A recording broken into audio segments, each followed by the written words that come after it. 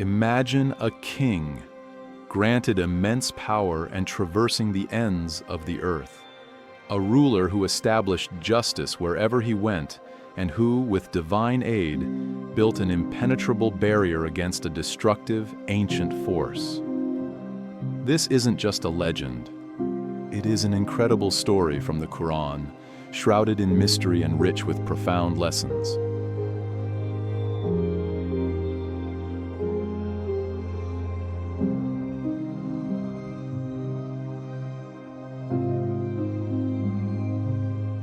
Assalamu alaikum, dear listeners. Today, we delve into the enigmatic figure of Zul-Qarnayn, often translated as the two-horned one, or possessor of two ages. Mentioned in Surah Al-Kahf, the 18th chapter of the Holy Qur'an, his tale is one of divine empowerment, righteous leadership, and a prophetic glimpse into the end times. But who was he, truly? And what can we learn from his remarkable journey? But before we begin, if you haven't already, please hit that subscribe button and tap the bell icon so you never miss an update from our channel. Your support means everything. The story of Zul-Qarnayn comes to us in Surah Al-Kahf, specifically from verses 83 to 101.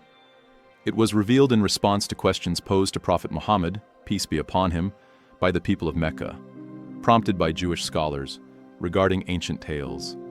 The Quran doesn't give us a name we'd find in a history book, but rather a title, Zul-Qarnayn.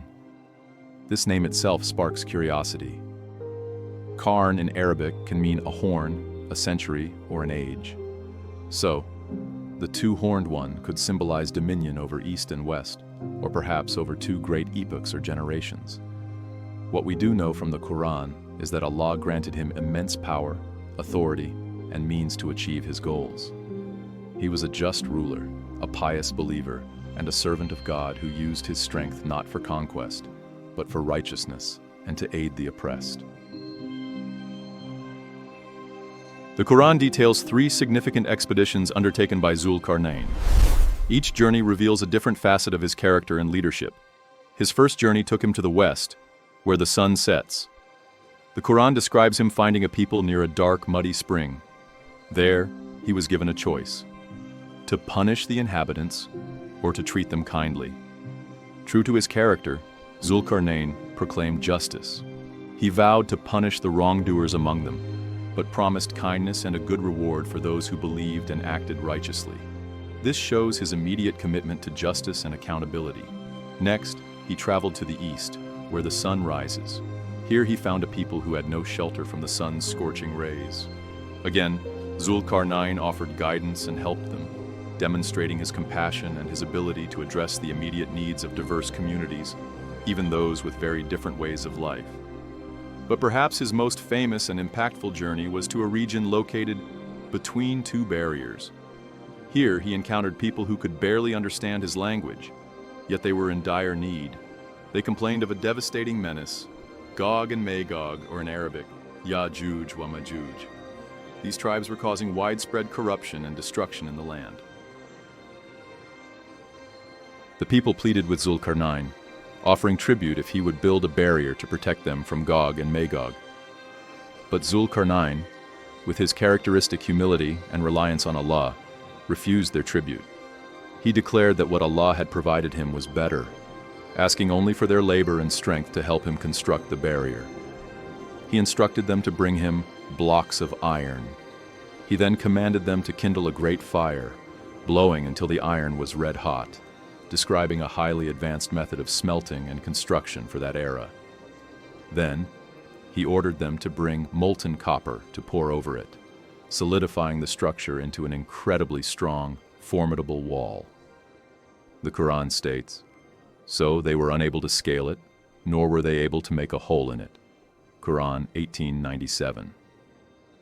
After its completion, Zul-Qarnayn made a profound statement: "This is a mercy from my Lord.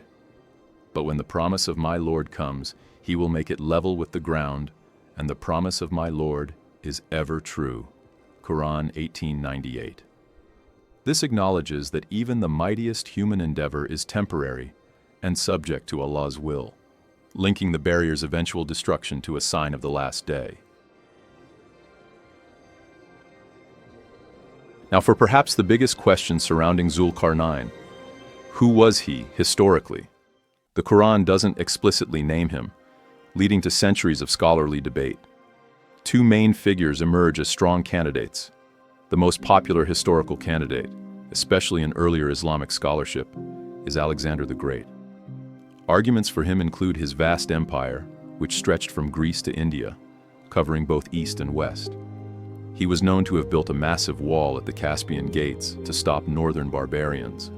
However, major objections arise from his historical polytheism, his generally aggressive and conquering nature, and his short lifespan, which don't align with the pious, just, and long-traveling figure described in the Qur'an.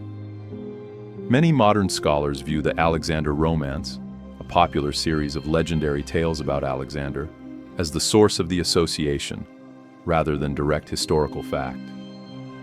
A more recent and increasingly favored candidate by many contemporary scholars is Cyrus the Great, the founder of the Achaemenid Persian Empire. Arguments for Cyrus include his monotheistic tendencies. He was a Zoroastrian, which, while not Islam, was monotheistic compared to other ancient religions. His vast empire spanning from the Aegean Sea to India, fulfilling the East and West descriptions. Historical accounts describe him as a benevolent ruler who freed the Israelites from Babylonian captivity. Furthermore, there's archaeological evidence and historical accounts of him building fortifications in the Caucasus region against northern tribes. While fascinating, it's crucial to remember that the precise historical identity of Zul-Qarnayn is not explicitly stated in the Qur'an or authentic hadith.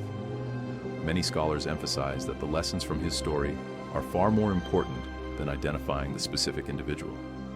The ambiguity allows us to focus on the attributes and actions of a righteous leader, rather than getting caught up in historical debates. Regardless of his identity, the story of Zul-Qarnayn offers profound wisdom for us today. Just leadership.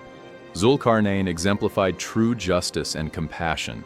He distinguished between the good and the evil, rewarding the righteous and punishing the wrongdoers, all while offering aid to the distressed. He used his power not for personal gain, but for the welfare of humanity, humility, and reliance on Allah. Despite his immense power, he always attributed his achievements to Allah's mercy and power. "This is a mercy from my Lord," he declared. This teaches us humility and reliance on the divine in all our endeavors. Utilizing resources for good, he mobilized people and resources to solve a massive problem for a community, demonstrating the importance of collaborative effort and constructive action. The temporary nature of worldly achievements. The wall, as mighty as it was, will eventually crumble when Allah wills. This reminds us that all worldly power and achievements are temporary and finite, and ultimately, everything returns to its creator. A sign of the end times. The eventual release of Gog and Magog from behind the wall is a significant sign of the last day in Islamic eschatology, serving as a reminder of the approaching hour and the need for preparedness. The story of Zul-Qarnayn is far more than an ancient tale. It's a timeless narrative of power used righteously, of divine guidance, and of the ultimate reality of Allah's plan. It encourages us to strive for justice, to be compassionate leaders in our own spheres, and to always remember that all power and authority ultimately belong to Allah. We hope this exploration has shed some light on this fascinating Quranic figure. What are your thoughts on Zul-Qarnayn's identity or the lessons from his story? Let us know in the comments below. If you found this video insightful, please hit that like button, share it with your friends, and subscribe for more content exploring the wisdom of Islam. Thank you for watching.